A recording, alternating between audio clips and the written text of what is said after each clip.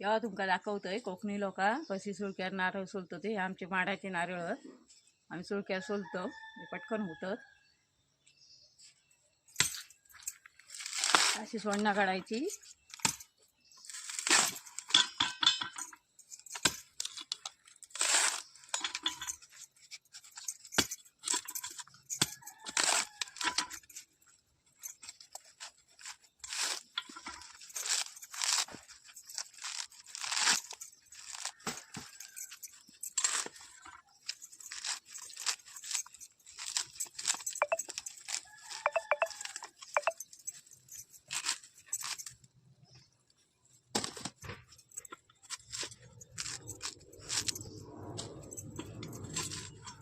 हे आमच्या माडाचे नारळ एकदम रुचकर असतात, खोबरा उत्तम असता, खाऊ बरे.